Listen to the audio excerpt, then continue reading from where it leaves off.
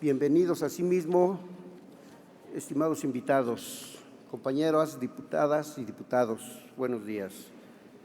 Ciudadano secretario de Finanzas, Edgar Amador Zamora, nuestro compañero, el diputado César Cravioto, coordinador del Grupo Parlamentario de Morena, mencionó críticamente ante la presentación del jefe de gobierno del tercer informe los superávits obtenidos por el sector público presupuestal capitalino durante los ejercicios fiscales 2013 y 2014. En efecto, en las cuentas públicas de los años mencionados, se informa que los superávits fueron de 7,389 millones y de 13,009 millones respectivamente. En el informe del avance de las finanzas públicas al segundo trimestre del 2015, el superávit va siendo mayor. Preguntamos, ¿a cuánto ascenderá en 2015? Si el gobierno del Distrito Federal fuese una empresa privada, estos resultados serían muy de celebrarse, pues representarían ganancias para sus hipotéticos accionistas. Pero el gobierno de la ciudad es una entidad pública, por lo cual los superávits obtenidos constituyen un preocupante desequilibrio que afecta a la economía capitalina y, por la importancia de esta en el país, afecta también a la economía nacional. Además, transgrede de norma vigente, en particular al artículo 17 de la Ley de Presupuesto y Gasto Eficiente del Distrito Federal, que a la letra dice: el gasto propuesto por el jefe de gobierno en el proyecto de presupuesto de egresos aprobado por la Asamblea y que se ejerza en el año fiscal por las unidades responsables del gasto, deberá guardar el equilibrio presupuestario. ¿Por qué los superávits afectan a la economía local?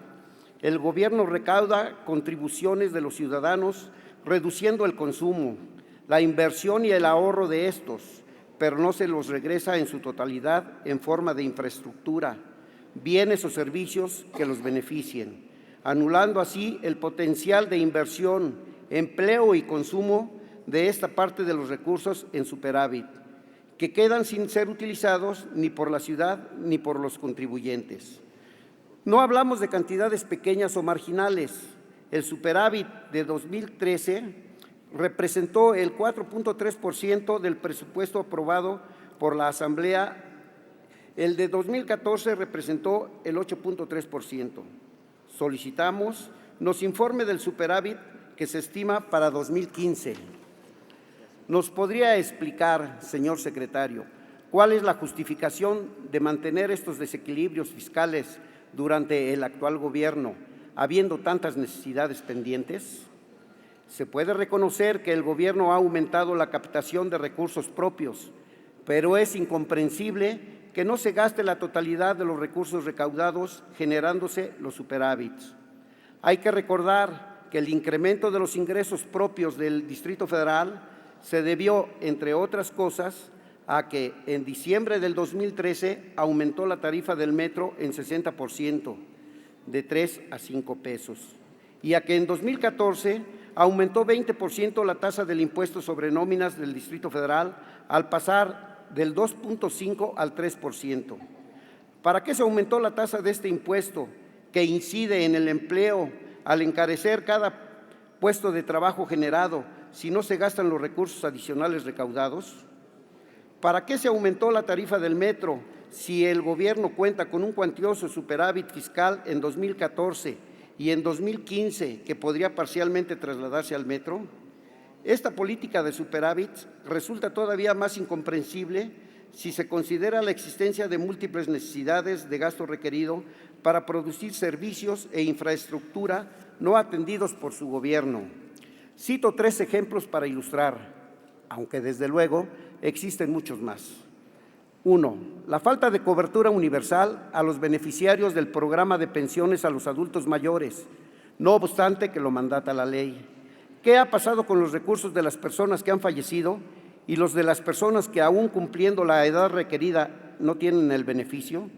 En efecto, el programa de pensión alimentaria a los adultos mayores tiene actualmente 500,000 acreditados y, sin embargo, podemos calcular con cifras del Consejo Nacional de Población que las personas adultas de 68 años y más que cumplen los requisitos del programa suman hoy 585,000 personas, por lo cual existe un faltante de más de 85,000 beneficiarios no atendidos.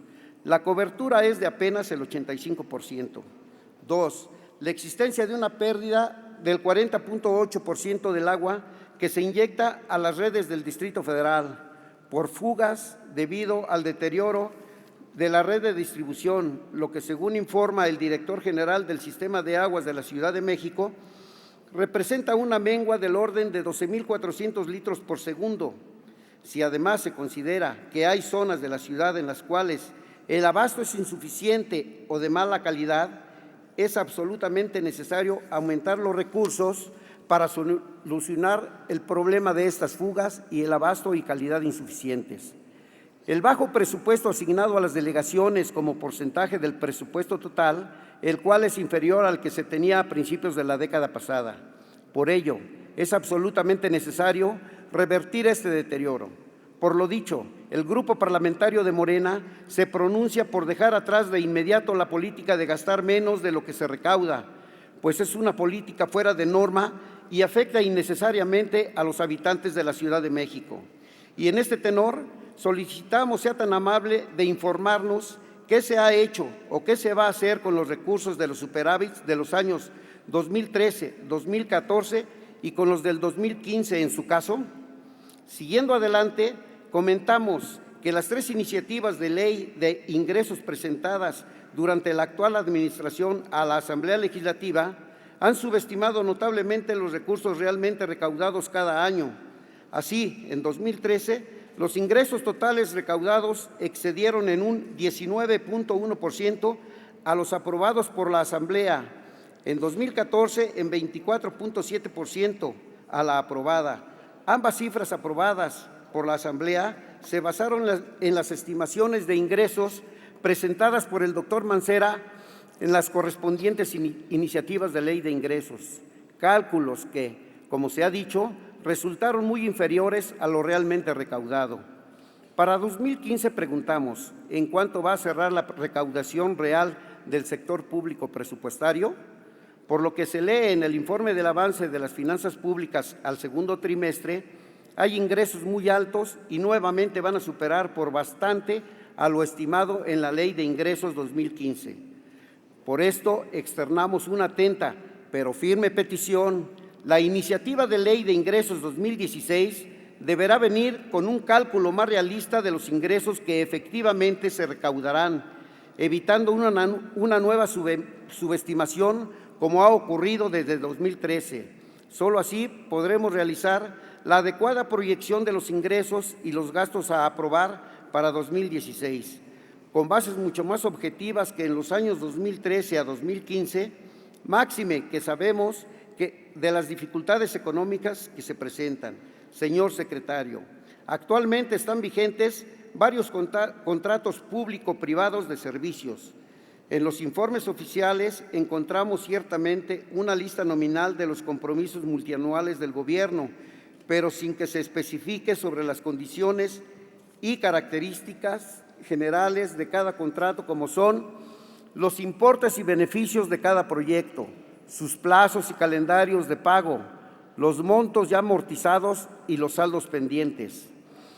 El más relevante por su monto y duración es, sin duda, el de la renta y servicio de los trenes de la línea 12 del metro. No encontramos ni en las cuentas públicas ni en los diversos informes que el Gobierno rinde a esta soberanía, información en la que se detalle cuánto se ha pagado y se va a pagar en los años subsiguientes que dure la renta y servicio de los trenes. ¿Ha habido ajustes al contrato considerando que la línea 12 no ha prestado el servicio esperado en el tramo afectado? ¿Cuánto impacta en este contrato la devaluación del peso frente a divisas extranjeras? Tampoco se informa sobre los detalles importantes de otros contratos público-privados de servicios vigentes en la actualidad, los beneficios esperados, los compromisos contraídos, los calendarios de pagos multianuales, ni las condiciones generales que los rigen.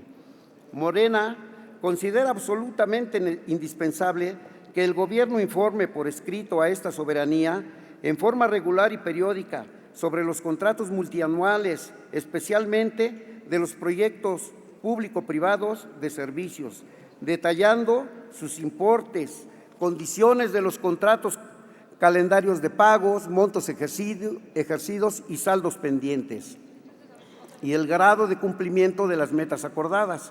Esta información es indispensable para la ciudadanía del Distrito Federal y para que la Asamblea Legislativa pueda ejercer adecuadamente su facultad de dictaminar la Ley de Ingresos y el decreto de presupuesto de cada ejercicio fiscal, así como su función de revisión de la cuenta de la Hacienda Pública del Distrito Federal. Señor secretario, le recordamos que el que paga manda y el que paga impuestos nos mandata apoyar sin titubeos o cálculos políticos a los adultos mayores al 100%, los jóvenes para garantizar su acceso a la educación media superior y superior, las delegaciones restaurando su capacidad presupuestal y su autonomía administrativa, al sector rural de la ciudad prácticamente abandonado, y hacer un esfuerzo real en materia de austeridad, que no es gastar menos, sino evitar gastos superfluos y duplicación de funciones, las cuales abundan en este gobierno, para destinar los recursos a lo realmente prioritario. Por último, queremos un proyecto de presupuesto 2016 realista, no a la baja, para que sea el Poder Legislativo y no el Ejecutivo el que decida el destino total de los recursos de esta ciudad. Es cuanto, señor presidente. Muchas gracias, diputado Luciano Tlacomulco Oliva.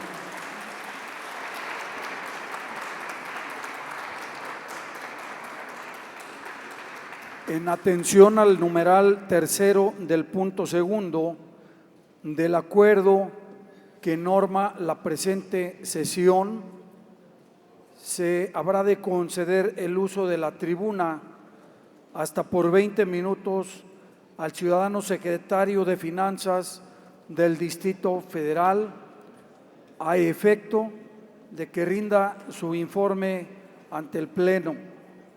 Adelante, maestro Edgar Amador.